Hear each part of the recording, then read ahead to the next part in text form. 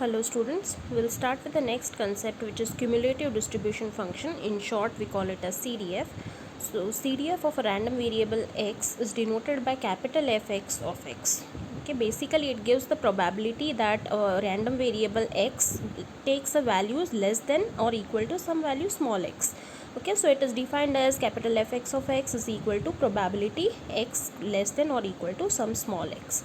So let's take an example. Let's say players are playing a board game, okay, wherein a rolling of 2 dice is required. So the total sample space is going to be the throw of the first dice you get a 1, second dice you get a 1, that is 1 comma 1. On the first dice you get a 1, on the second dice you get a 2, so 1 comma 2, and so on and so forth till both the dice you get a value of 6, that is 6 comma 6. So there will be a total of 36 different outcomes over here. So all the 36 outcomes are equally likely, so probability of each outcome of each result is going to be 1 upon 36. Okay, now let's say that on the board game, to make the next move, the players have to add the two numbers which are showing on the face of the dice. Okay, so we construct a probability table for the sum as follows. So to get a sum of 2, there's only one outcome which will give us a sum of 2, which is 1 comma 1. Okay, so probability is 1 comma 1 by 36. To get a sum of 3, there will be two outcomes which will give you a sum of 3, that is number 1 on the first dice, 2 on the second dice, or 2 on the first dice and 1 on the second dice, that is 1 comma 2 and 2 comma 1. So there are two outcomes of out of 36 which will give us a sum of 3. So probability is 2 by 36. So similarly, to get a sum of 5, there are four probabilities, that is 1 comma 4, 2 comma 3, 3 comma 2, 4 comma 1 will give us the sum of 5, and so on and so forth.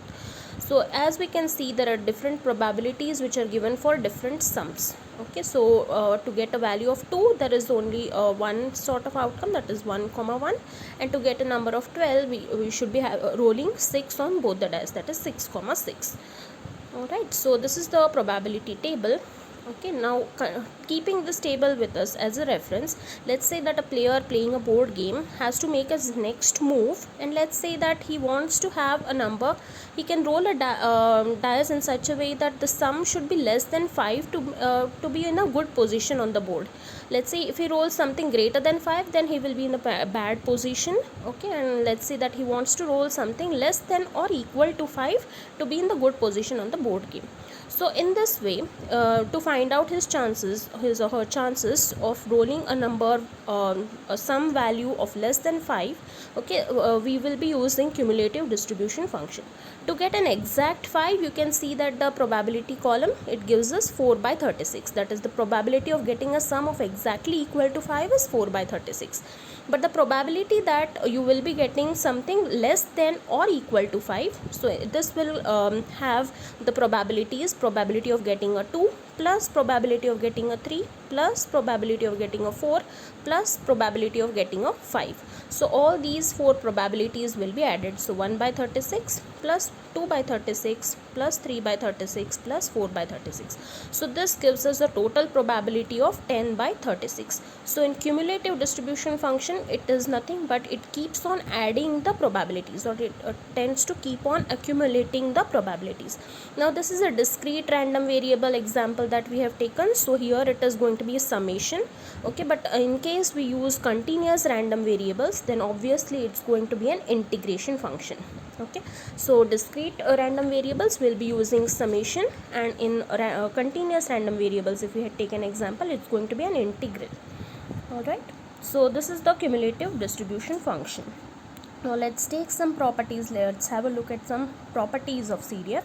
So CDF is supposed to be bound between 0 and 1. So it is nothing but the probability. So similar to probability, it's going to be bound between 0 and 1. So fx of x can be minimum 0 and its maximum that it can happen is 1. As you can see on the table, to get a sum of 1 or a sum of 0, the value was 0, the probability was 0, and by the time if you wanted something like on the same example, if you wanted p of x less than or equal to 12, you would be adding all the probabilities over here, and that would give you 36 by 36, okay, which is nothing but a probability of 1. That is, all the outcomes, all the probabilities would be added up to give a total of 1. Okay, so these are the this is the first property of a CDF. So second property states that limit as x tends to minus infinity, fx of x is equal to 0. It's just like the sum being equal to 0 in the example, in our previous example, or sum being equal to 1. In that case there was a probability of 0 over there. So x tends to minus infinity means whenever the sample space hasn't even started. And limit as x tends to infinity means all the outcomes are covered. Then obviously limit if x tends to infinity, fx of x will be equal to 1. All the outcomes are considered, so all the probabilities will be added up and you will get a probability or a percentage chance of 100%. That is, the probability will be equal to 1. Okay, then the fourth property is that fx of x, that is CDF, is a non-decreasing function of x. We cannot say it as an increasing function, keeps on increasing usually, but sometimes it is also stable. For example, if the same example, if we draw the CDF, okay, graphically, then on the x-axis if you have the sum value, on the y-axis if you plot fx of x, then you can see that to roll a 1 probability is 0, to roll to get a sum of 2 probability is 1 by 36, to roll a value of 3 you add the probabilities of getting 2 plus probability of getting a 3, okay, that is 1 by 36 plus 2 by 36, which gives you 3 by 36.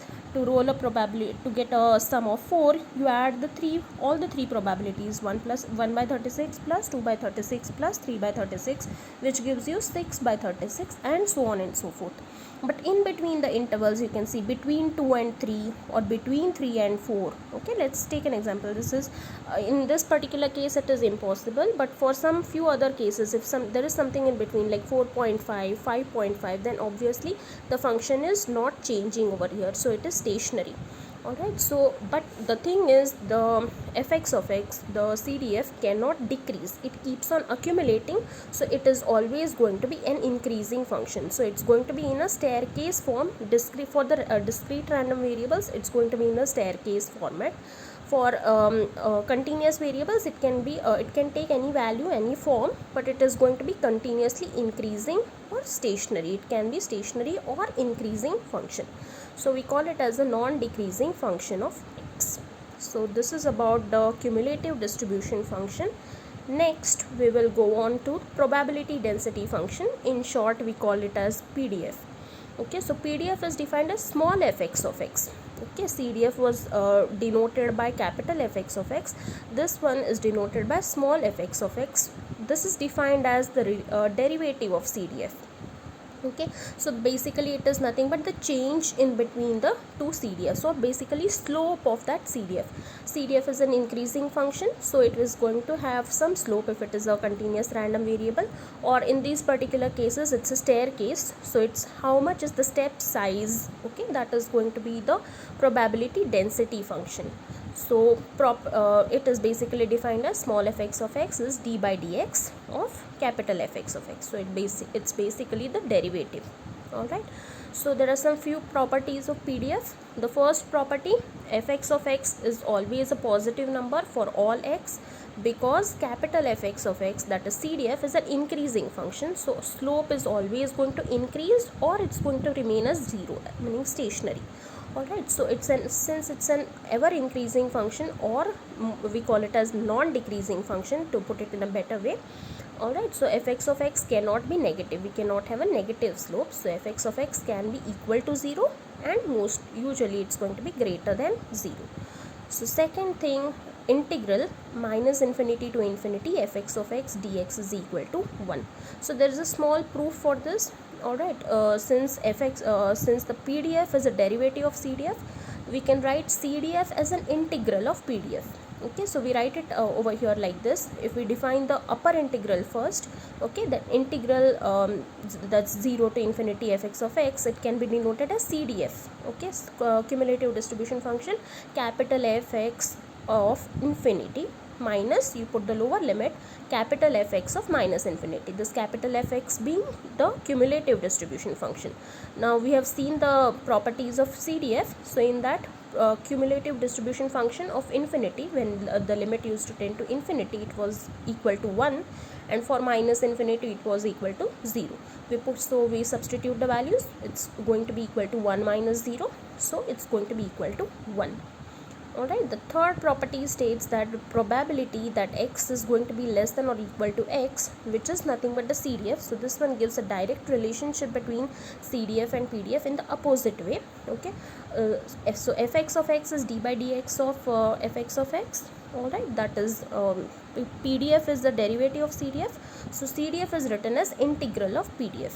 Alright, so CDF, probability that x is less than or equal to x is nothing but a CDF. So it is equal to capital Fx of x. So it will be equal to integral, as the limits are going to be from minus infinity from the very beginning of the experiment till some particular value of x that we have. So the integral limits should be from minus infinity till f x and fx of x dx. Okay, fourth property, if we want to have some particular random variable, okay, and we want to have some particular values between x1 and x2 for the dice experiment that we perform. Let's say if we wanted to have numbers between 4 to 8, if we wanted to find out the sum probability of throwing rolling a dice for having a sum between 4 to 8, for such cases, that is x1 is equal to 4 and x2 will be equal to 8 in this particular case. Okay, for such examples, that is probability x1 less than x less than or equal to x less than or equal to x2, it's going to be equal to probability of getting that 8, okay, minus probability of getting that 4. So probability of x, capital X, is less than or equal to x2 minus probability of x less than or equal to x1. So basically it's going to be probability of cumulative probability, okay, cumulative distribution function fx of 8 minus fx of 4 in this particular case. So it's going to be capital Fx of x2 minus capital Fx of x1. So we can define these capital Fx, that is CDFs, again in terms of PDF. Okay, so it's going to be an integral and the limits are x1 and x2. So it's going to be an integral from x1 to x2 fx of x dx. So these are the probability density function basics. So in the next lecture we will solve some numericals with this CDF and PDF.